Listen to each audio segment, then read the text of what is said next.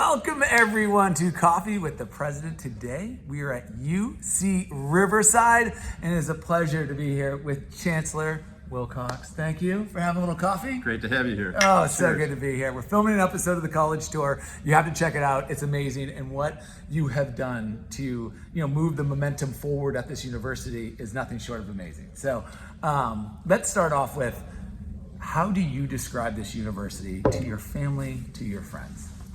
I describe it as a community, and I know that's an overused term.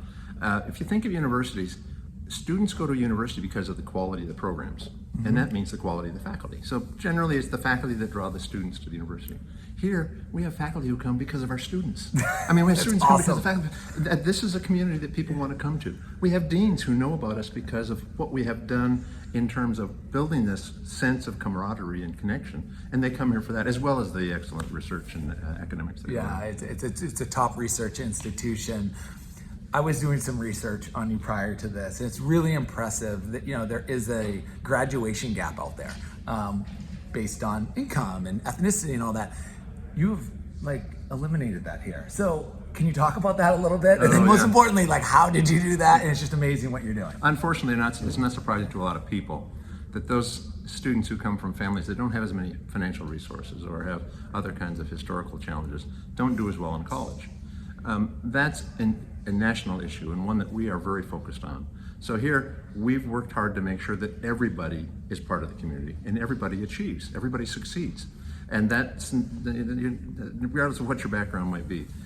We talk about culture, people, and programs. A lot of universities have a program for different types of students from different backgrounds and different orientations. We have those, but we start with a culture that believes in everybody. And that, as I said, attracts people who want to be part of that culture. And then you can have programs. So that the assumption here is everybody's going to succeed. And we have made that part of our ethos, and it's just been a delight to have it happen. And what we've done is we've proven to America that you can be one of the best research centers in America, and at the same time help everybody on your campus. Too often we think of one and the other, it's hard to do. You can do them if you're focused and dedicated and committed. It's a commitment. Yeah. And I appreciated you. I want to go back. You had said you, and I think you were referring to me. You is a plural term. I love that. That's important because everybody here, I don't teach any classes, so it wasn't me, right? It had to be somebody else. The leadership of that, and it's amazing that you say that because we all have our role. It's funny, we talk about this at the college tour, in not only as a team in our production, but also when we're working with the university. We all constantly are saying we. So I appreciate you saying that because it takes a village, it takes a family to accomplish anything. Yep. And you're certainly doing that here. So once again, I know this, I'm going to say we, but under your leadership, as long as we define the terms, I'm good. Under your leadership, the growth and the amount of from buildings to programs has been extremely impressive here. Is there anything new that's coming along or something that's recent that you want to talk to the audience a little bit about? Yeah, there's lots of great things going on. We're in a brand new building, for those of you who aren't familiar. How beautiful is Riverside. We call it our Student Success Center. It's basically a large classroom building that's classes during the day and meeting spaces all day and night. So we have students in little pods down the hall just here who are there doing work together and individually. Again, part of this sense of connection. We have plans right now to build another one of these, maybe bigger, just a little ways away. We have added 2,300 beds to our residence hall system in the last 2 years. We have plans for 3,000 or 4,000 more because, again, since a community is not just the hours you're in a classroom, it's all the rest of your day and your night. And we've organized and built those with that kind of sense in mind. Oh, there's a crane right there. You can see we're putting up a new middle school building. You can't see it, sorry, but it's right over there.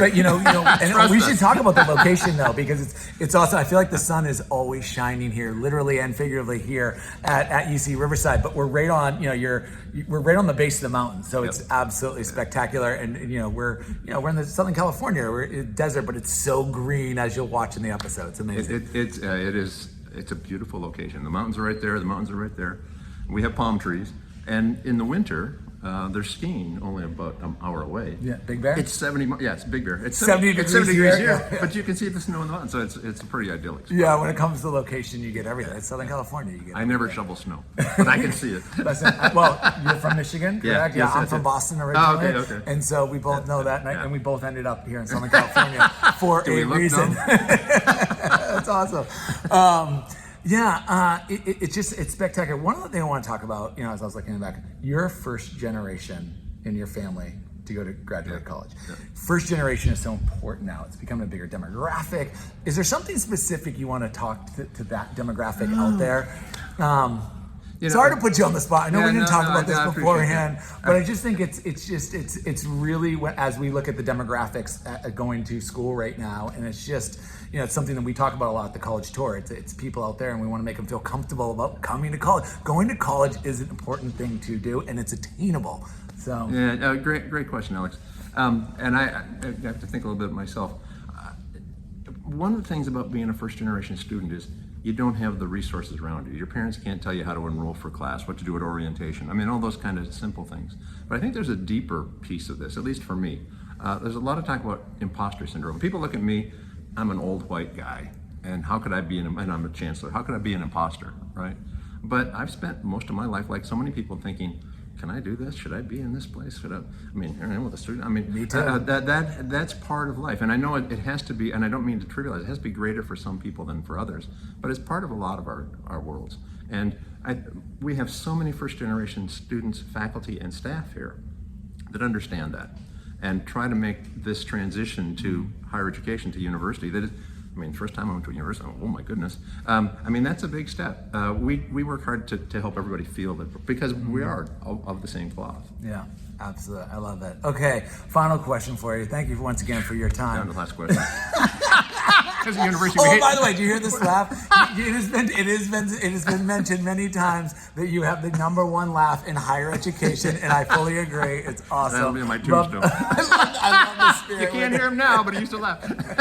Oh, I love it. I guess the final message out there for who's the perfect fit for UC Riverside? Who is who are the students, and as you're talking to the parents and the teachers and the counselors and everyone out there, who should be looking at this university and coming here? I could go down 3 different paths. We have 2 Nobel laureates on our faculty. There's only 25 schools in the country that have more than one. Amazing. So for those of you looking for the ultimate educational experience, it's here. We have a culture of support that believes everyone, regardless of what your background in history might be, should come here and thrive. So if you're looking for a place to connect, this is the place. If you want nice weather, this is the place. There aren't many places, and we are particularly proud of the success we've had with students from various racial ethnic backgrounds. We're an HSI, Hispanic Serving Institution. We're an ANAPISI, Asian, Native American, Pacific Island Serving University. We're particularly proud of the inclusion that we represent. So basically, people who want to come and be part of a true learning community, whether you're a faculty member or a staff member or a student, this is the place. I'm so happy that I found UCR near the end of my career, and just so proud. Well, I know this university is as well, and I certainly am. Thank you for the time. It's amazing watching what is happening at this university. You got to watch the episode. It's fantastic, and check out this university. Thank you for your time. Thanks for being here. Awesome. All right, take care, everybody. Bye-bye.